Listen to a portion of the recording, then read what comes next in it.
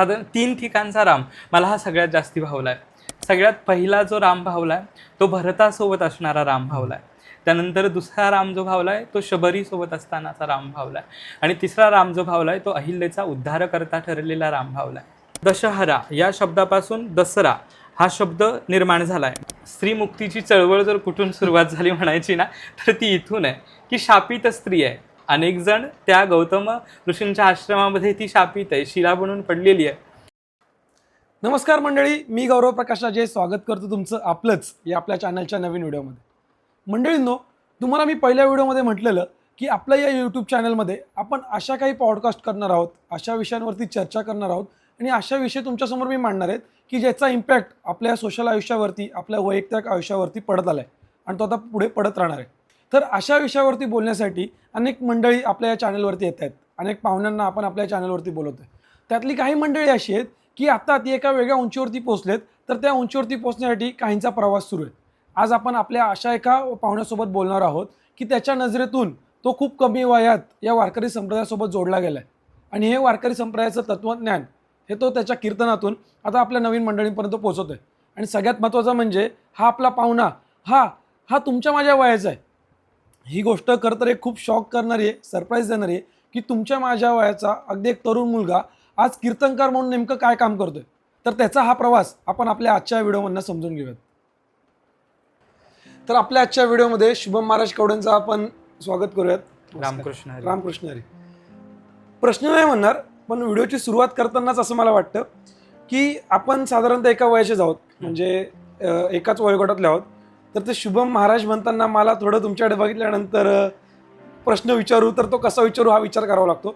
दादा म्हटलं तर चालेल का? हो, नक्कीच. म्हणजे मलाही आवडेल ते तसं बोललं तर दादा, आपण एका वयोगटातले आहोत. आपण आपल्या वयोगटातले असे अनेक मित्र बघतोय, आपल्या फॅमिलीमधले झाले, समाजातले झाले, एकाच वयातले. असं होतंय की प्रत्येकाचं एक काम करण्याचं प्रकार पद्धत वेगळी आहे आणि अध्यात्माकडे आत्ताची जनरेशन ही थोडी वळायला लागले.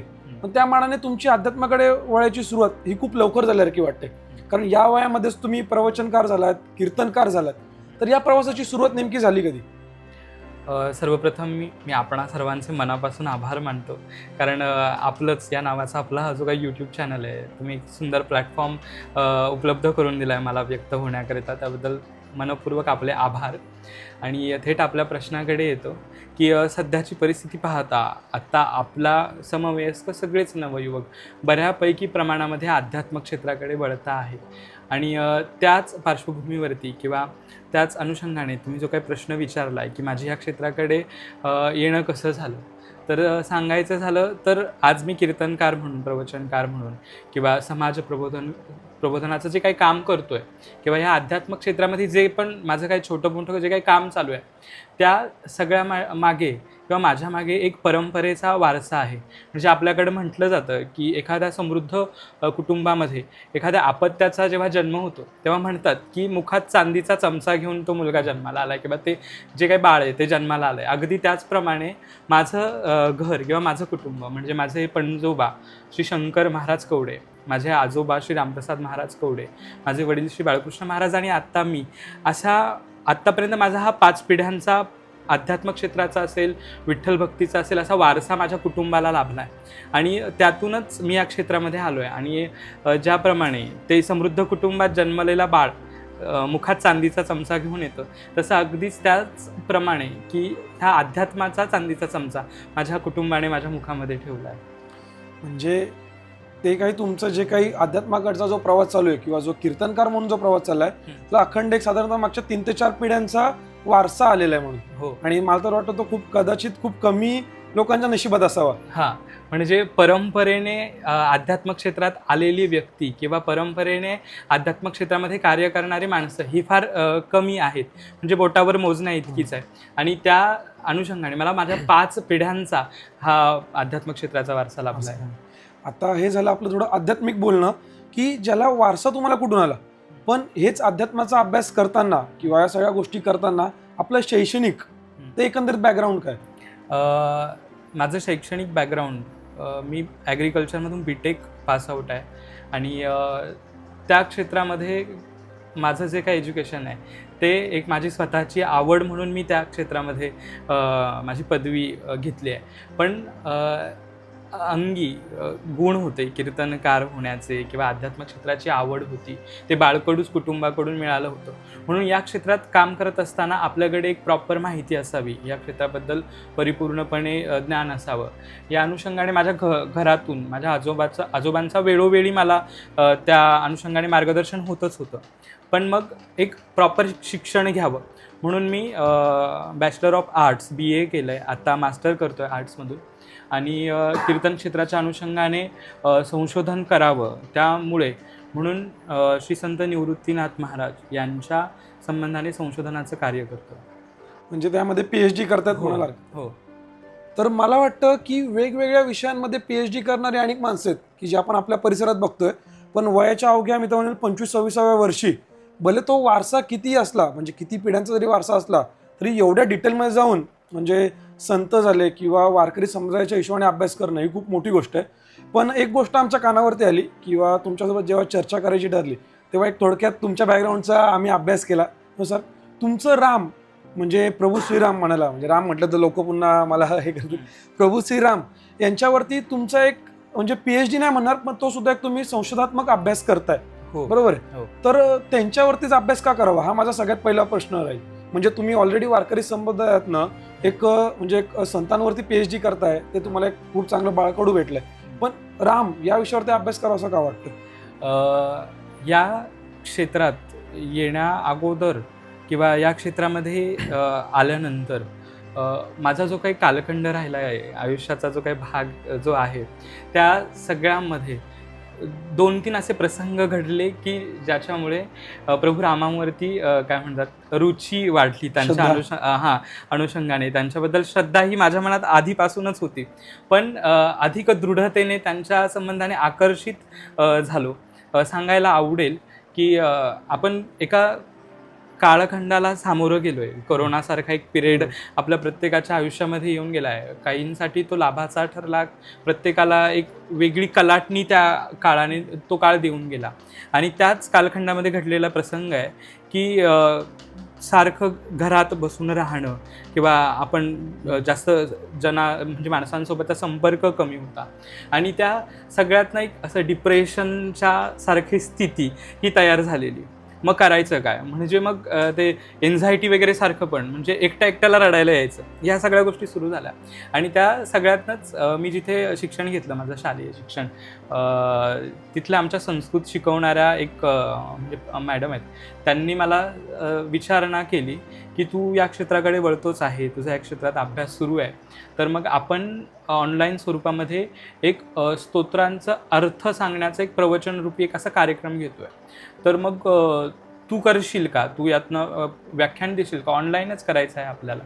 तर म्हणलं ठीक आहे, मी करेन. आणि त्यांनी माझ्यासमोर जे स्तोत्र ठेवलं की ज्याच्यावरती अभ्यास करत मी लोकांना सांगणार आहे, ते स्तोत्र होतं रामरक्षा स्तोत्र. म्हणजे माझ्या आयुष्यातला सगळ्यात पहिल्यांदा राम ज्या ठिकाणी मला भेटला तो हा प्रसंग आहे की प्रभू रामांबद्दल मनामध्ये जी काही भावना ज्या अगोदर होत्या पण ज्या अधिक दृढतेने निष्ठ झाल्या, तो प्रसंग हा होता. आणि मग मी त्या रामरक्षेवरती अभ्यास करायला सुरुवात केली. एक 2-3 दिवसाच्या काळामध्ये 2-3 दिवसाच्या वेळेमध्ये मी त्या रामरक्षेचं अनेक वेळा आवर्तनं झाली, त्या अनुषंगाने त्याची पार्श्वभूमी शोधणं झालं आणि त्या सगळ्यातनं प्रभू रामांबद्दल अजून जाणून घेण्याची आवड निर्माण झाली.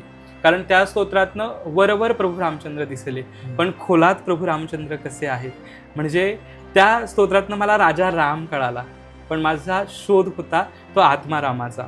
त्यामुळे त्या आत्मारामाच्या शोधासाठी म्हणून मी प्रभू रामचंद्रांच्या चरित्रावरती, रामायणावरती देखील अध्ययन करतो आहे. तर मंडळींनो, म्हणजे आता ही चर्चा करताना आपल्याला एक गोष्ट लक्षात आली की प्रभू रामांवरती सुद्धा दादांचा अभ्यास चालू आहे, बरोबर. त्याच्यामुळे बाकीचे सगळे प्रश्न आहेत आणि बाकीच्या सगळ्या ज्या गोष्टी आहेत त्याच्यावरती आपण बोलणारच आहेत. पण आता एक प्रकारे एक आयता टॉपिक आपल्याला भेटला आहे, म्हणजे जो रामांशी रिलेटेड असेल. तर मला आत्तापर्यंत तुमचा झालेला अभ्यास आणि जो काही झालेला आहे, जे काही तुम्ही प्रभू रामांबद्दल ऐकलं आहे, वाचलं आहे, जे काही तुमच्या गुरूंकडनं तुम्हाला कळतंय, त्यातनं तुम्हाला कळलेला राम म्हणजे नेमका काय?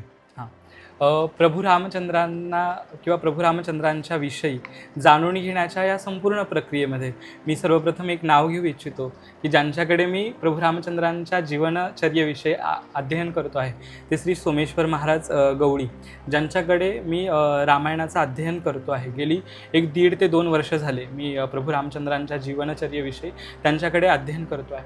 आणि त्या सगळ्यातून मला जे काही राम समजले आहे, खरं तर देव किंवा आपण त्याच्यासोबत बोलत असताना जेव्हा वैयक्तिक बोलतो तेव्हा एकेरी उल्लेख येतो आपला. त्यामुळे जरा इथे आपणा सर्वांची क्षमा मागून मी राम हा उल्लेख करताना जरा एकेरी करेन, कारण तो माझा राम आहे, कारण मी माझ्या आत्मारामाच्या शोधामध्ये आहे. तर तो राम ना मला प्रत्येक वेळी वेगळा दिसला, म्हणजे प्रत्येक ठिकाणी प्रत्येक स्थळी तो वेगळा आहे. त्याचा शोध घ्यायला गेलं तर तो संयमी वाटला, त्याला जाणून घ्यायला गेलं तर तो मला एक संकोची राम वाटला, म्हणजे ज्याला आत्ता आपल्या भाषेमध्ये विनम्रता हा जो गुण द्यावा असा तो मला वाटला. एकीकडे पाहायला गेलं तर आत्ताच्या सद्यस्थितीला स्त्री शक्तीचा पुरस्कर्ता तो राम मला वाटला. दुसरीकडे तो धाडसी आहे, प्रत्येक ठिकाणी तो वेगळा वाटला. म्हणजे जेव्हा दशरथांकडे पाहिल किंवा दशरथ आणि प्रभू रामचंद्र ह्या चरित्राकडे जेव्हा पाहायला जाईल तेव्हा दशरथांसोबतचं प्रभू रामचंद्रांचं वागणं हे निराळं आहे. माता कैकेयींचा राम वेगळा आहे, माता कौसल्येचा राम वेगळा आहे. शबरीसाठी तो कृपेचा सागर झाला आहे, दशरथांसाठी तो आपला पुत्र म्हणून राम आहे, लक्ष्मणासाठी तो आधार म्हणून राम आहे, त्यानंतर अहिल्येचा तो उद्धार म्हणून राम आहे. अशा रामायणातल्या वेगवेगळ्या पात्रांविषयी वेगवेगळा राम मला या रामायणाचं अध्ययन करताना भेटलाय. पण हा एकंदरीत अभ्यास करताना, म्हणजे मी विषय लावत नाही, आपल्याकडे अजून भरपूर प्रश्न आहेत, पण हा अभ्यास करताना कुठलं असं रिलेशन आहे की जे तुम्हाला खूप जास्त फील झालं म्हणता येईल? म्हणजे आता एवढे सगळे रिलेशनबद्दल आपण बोललो, म्हणजे पिता पुत्राचं झालं, भावांचं रिलेशन झालं, बरोबर आहे, आणि आपल्यासमोर प्रभू रामांचं नाव घेतल्यानंतर म्हणजे सीताराम झालं, त्याच्यानंतर आपण एक घेतो की हनुमंताचा राम, बरोबर आहे. तर हा सगळा अभ्यास करताना तुम्हाला खूप जास्त भावलेला राम कुठला? मला 2 ठिकाणचा राम, साधारण 3 ठिकाणचा राम मला हा सगळ्यात जास्ती भावलाय. सगळ्यात पहिला जो राम भावलाय तो भरतासोबत असणारा राम भावलाय. त्यानंतर दुसरा राम जो भावलाय तो शबरीसोबत असतानाचा राम भावलाय. आणि तिसरा राम जो भावलाय तो अहिल्येचा उद्धारकर्ता ठरलेला राम भावलाय. पहिला राम भरतासोबतचा आहे, म्हणजे आपल्या बंधूविषयी कितपत आपल्या अंतःकरणामध्ये प्रेम असावं, म्हणजे संपूर्ण साम्राज्याचा त्याग करून कुठलाही प्रतिउत्तर किंवा कुठलाही प्रतिप्रश्न न करता संपूर्ण उद्या माझा राज्याभिषेक होणार आहे, मी राजगादीवरती बसणार आहे, पण आईच्या इच्छेखातर मी या राजगादीचा त्याग करतोय. माझ्या पाठी माझा जो काही भाऊ आहे भरत आहे तो त्या गादीवरती बसेल, तो माझ्यापेक्षा कनिष्ठ आहे, लहान आहे, पण हा कुठलाही मनात हेतू न धरता त्याला ते कार्य करता येईल का हा कुठलाही प्रश्न मनात न धरता त्या प्रभू रामचंद्रांनी अगदी चुटकी सरशी त्या राजसंपदेचा त्याग केला आणि वनात निघून गेले. म्हणजे त्या भावाबद्दल आपल्या अंतःकरणामध्ये किंवा प्रभू रामचंद्रांच्या अंतःकरणामध्ये किती दारुण प्रेम आहे, किती उच्च दर्जाचं प्रेम आहे, की ते प्रेम आत्ता सध्या कुठल्याच बंधू भावामध्ये दिसून येत नाही. त्या प्रेमाची अनुभूती देणारं ते 2 पात्र मला वाटले. म्हणजे जेवढा प्रेम प्रभू रामचंद्रांचं भरताबद्दल आहे त्यापेक्षा कितीतरी पटीने अधिक प्रेम भरताचं प्रभू रामचंद्रांवरती आहे. म्हणजे जेव्हा कळतंय की राम वनवासाला गेले आणि मला या राजगादीचा उपभोग घ्यायचा आहे, तेव्हा आक्रोशाने रडणारे भरत आहे. त्यांनी मागचा पुढचा कुठचाही विचार न करता प्रभू रामचंद्र जिथे वास्तव्य करतायत वनवासामध्ये तिथे संपूर्ण आपल्या राजसमाजाला घेऊन रामचंद्रांना भेटण्यासाठी भरत गेलेत की नाही तुम्ही परत या, ही गादी माझ्यासाठी नाही, ही तुमचीच आहे. म्हणजे ह्या दोघांचं एकमेकांवरती असणारं प्रेम हे मला भावलं. त्यानंतर दुसरं जे आहे कॅरेक्टर या रामायणामध्ये येतं ते शबरी माता आणि प्रभू रामचंद्र. म्हणजे त्या शबरीने प्रभू रामचंद्रांची भेटण्याकरता कितीतरी वर्ष वाट पाहिली. आणि आध्यात्मिक क्षेत्रामध्ये सगळ्यात महत्त्वाचा जो भाग येतो ना, की कुठलाही साधक असू दे आध्यात्मिक क्षेत्रातला, त्याच्याकडे वाट पाहणं असावं. समोरचं जे काय आपल्याला भेटणार आहे ते आवडीचं आहे, ते आपल्याला मिळणार आहे, ह्या गोष्टीवरती आपला विश्वास असावा, या गोष्टीवरती आपली श्रद्धा असावी आणि तो मिळेल ही इच्छा आपल्या मनात ठेवत प्रत्येक आध्यात्मिक साधकाने वाटचाल करावी. आणि ती शबरीकडून दिसते की माझा राम हे गुरूंची त्यांना अनुग्रह झालेला. आणि गुरूंनी सांगितलं शबरी मातेंना की राम तुम्हाला भेटायला येणार आहेत, या ठिकाणी तुम्ही वास्तव्यास राहा. ती शबरी माता एकदाही नित्यनियम तिने चुकवला नाही. रोज सकाळी उठायची, ज्या वाटेने प्रभू रामचंद्र येतील असं तिला वाटायचं त्या 10 दिशांच्या वाटा ती झाडून काढायची, फुलांच्या रांगोळ्या काढायची, रोज फळं गोळा करून आज माझा राम येईल, आज तो मला भेटेल, या अनुषंगाने ती तिचं कार्य करायची. म्हणजे आज येईल, आज येणारच आहे ही माहिती तिला नाही आहे की आज प्रभू रामचंद्र येतील का नाही, पण ते येणार आहेत हा तिचा विश्वास आहे. हा आशा ठेवून हा आशा ठेवून म्हणजे तिचं रामाबद्दल किती विश्वासाने किंवा किती श्रद्धायुक्त तिचं अंतःकरण आहे ते मला रामायणातलं जास्ती आवडलं. आणि तिसरं कॅरेक्टर जे रामायणात येतं, जे पात्र की अहिल्याचा उद्धार करता राम, ह्या प्रसंगाकडे जर पाहिलं ना तर सर्वप्रथम स्त्रीमुक्तीची चळवळ जर कुठून सुरुवात झाली म्हणायची ना तर ती इथून आहे की शापित स्त्री आहे. अनेक जण त्या गौतम ऋषींच्या आश्रमामध्ये ती शापित आहे, शिला बनून पडलेली आहे. आणि तो वाळीत बहिष्कृत टाकल्यासारखा तो आश्रम करून टाकलाय, कारण तिथे शापित स्त्री राहते. त्यामागची पार्श्वभूमी, तो इतिहास तो वेगळा आहे. पण प्रभू रामचंद्रांनी कुठलाही मागचा पुढचा विचार न करता त्या आश्रमात गेलेत, त्या अहिल्याचा उद्धार केलाय, त्या अहिल्याला जो काही त्रास आहे त्या त्रासातनं मुक्त केलंय. म्हणजे जी धडाडी, जी जिद्द त्यांनी दाखवली आहे की त्यांना पुढचा विचार नाही केलाय की आपण तिचा शापमुक्त करायला जाणार आहोत, आपल्यावरती कुठला प्रसंग ओढवेल किंवा काय घटना घडेल, या सगळ्याचा कुठलाही मागचा पुढचा विचार न करता फक्त एक अबला त्या परिस्थितीत जखडू नये, तिला सोडवणं हेच माझं काम आहे, ही गोष्ट मनात ठेवत प्रभू रामचंद्रांनी तिचा उद्धार केलाय. म्हणजे एकीकडे प्रेम दर्शविणारा भरत आणि रामांचं तो नातं आहे, दुसरीकडे अध्यात्मातला श्रद्धा आणि विश्वास दाखवणारं शबरी आणि प्रभू रामचंद्रांचं नातं आहे. आणि एकीकडे धाडसी वृत्ती जी प्रभू रामचंद्रांची दिसते की उद्धार करता जो ज्या ठिकाणी झाला आहे अहिल्याचा, ती धाडसी वृत्ती, अशा तीनही गुण प्रभू रामचंद्रांचे मला या तीनही प्रसंगातनं जास्तीचे भावले. म्हणून हे 3 प्रसंग प्रकर्षाने अभ्यासनाचा प्रयत्न देखील केला. आणि त्या अनुषंगाने प्रभू रामचंद्र हे वेगळ्या रूपाने या 3 प्रसंगातनं उमगले, समजले. की दसरा म्हटलं तर रावण दहन, बरोबर आहे, तर मग ते दरवर्षी झालं पाहिजे का? फक्त तो उत्सव साजरा करणं हाच हेतू न धरता त्यामागे आध्यात्मिक दृष्टिकोन आहे. दशहरा या शब्दापासून दसरा हा शब्द निर्माण झालाय. सोशल मीडिया सारख्या गोष्टींमध्ये इतका आपण वाहवत गेलोय. स्क्रीन टाइम जर पाहायला गेलं तर दिवसाचे 24 तास आहेत, त्यातले 12-12 तासाचे स्क्रीन टाइम आपल्या सगळ्यांच्या आहे. यासारख्या ज्या काही रावण वृत्ती आपल्यामध्ये उपजत आहेत किंवा जन्म घेत आहेत ना, त्या सगळ्यांना जाळणं ह्या आत्ता आपल्यासमोरच आनंद व्यक्त करण्याची ती रीत आहे ना. मग ती गुढी जर दिवाळीला उभारली गेली असेल तर काय हरकत आहे? आणि तोच दिवा गुढीपाडव्याला जर लावला गेला तर काय हरकत?